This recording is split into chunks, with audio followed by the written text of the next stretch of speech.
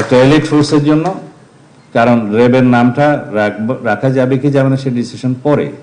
র্যাবের জন্য আলাদা লেজিসলেশন করার জন্য আমরা ইতিমধ্যে অনেক দূরে এগিয়ে গিয়েছি, রিপোর্টটা আমার বরাবর আসবে। কারণ একটা র্যাব ফোর্স রেইজ করা হয়েছে মানে প্রধানমন্ত্রী, এটা কিভাবে ফাংশন হয়েছে আমি মন্ত্রণালয়ে যাওয়ার পর দেখলাম, এর জন্য আলাদা কোনো আইন নাই। আর্ম পুলিশ ব্যাটালিয়নের একটা নির্দিষ্ট ধারার অধীনে র্যাব কাজ করে। সেই প্রতিষ্ঠানটা একটা এলিট ফোর্স হিসেবে যদি আমরা রাখতে চাই, যে নামেই হোক, with all equipments and logistic, manpower আর যা কিছু আছে, ইন্টেলিজেন্স সাপোর্ট, সব কিছু যদি আমরা সেখানে শিফট করতে চাই, সেই এলিট ফোর্সের জন্য একটা আলাদা লেজিসলেশন দরকার।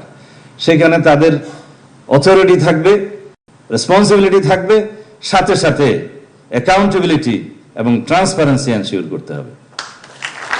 এই চারটা এমবডিড করে সেই আলাদা লেজিসলেশনটা আগামী 2-1 মাসের মধ্যে আশা করি ফাইনালাইজ করতে পারবো। তখন সেটা এলিট ফোর্স রেইজ করবে। এখন অ্যাডপ ভিত্তিতে এই সমস্ত প্রতিষ্ঠান কিভাবে 10-12 বছর চলেছে বা আরো বেশি চলেছে আমি জানি না। এভাবে রাষ্ট্র চলতে পারে না। একটা অথরিটি আছে, রেসপন্সিবিলিটি আছে, কিন্তু কোনো ট্রান্সপারেন্সি এবং অ্যাকাউন্টেবিলিটি নাই। আমরা নিজেরা ভুক্তভোগী জানি।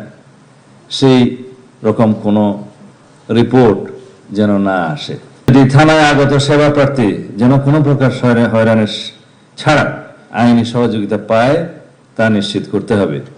মনে রাখবেন, আপনাদের প্রতিটি আচরণ যেন রাষ্ট্রীয় সেবকের প্রতিফলন হয়। পুলিশই জনতা, জনতাই পুলিশ, এই স্লোগানকে কেবল মুখে নয় কর্মে বাস্তবায়ন করতে হবে। অপরাধ সংঘটিত হওয়ার পর ব্যবস্থা নেই, যেটা রিয়েক্টিভ। অপরাধ সংঘটিত হতে না পারে সেই প্রিভেন্টিং পুলিশিং ব্যবস্থাকে জোর দিতে হবে, যেটা আমাদের এই সরকারের প্রধানতম উদ্দেশ্য। মানে প্রিকশনারি মেজার্স। যদি আমরা রোগী মরিয়া যাইবার পরে ডাক্তার আসিল এই থিওরিতে বিশ্বাস করি, তাহলে ট্রেডিশনাল পুলিশিং ঠিক আছে। যদি বলা হয় যে ডাকাতি হয়ে গেছে এখন পুলিশ যাবে, ট্রেডিশনাল পুলিশিং ব্যবস্থার উপর নির্ভর করতে। সমাজে এমন একটা অবস্থা আমরা কি সৃষ্টি করতে পারি না যে প্রোঅ্যাক্টিভ মেজার্সের মাধ্যমে, যে আমরা আগেই ইন্টেলিজেন্স সাপোর্ট নিয়ে পুলিশ প্রিকশনারি ব্যবস্থা করবে যাতে অপরাধটা সংগঠিত না হতে পারে। সেই জন্য আমরা ওয়েল ইকুইপড করব। আপনাদের এই প্রস্তাবগুলো আমি একটু পরে বলবো। আলাদা একটি cyber security unit, crime unit আমরা এস্টাবলিশ করতে চাই। সেই জায়গায় প্রয়োজনে একজন অ্যাডিশনাল আইজিপি লেভেলের কর্মকর্তা হেড করবেন এবং সেই অর্গানাইজেশনটা সেভাবে থাকবে।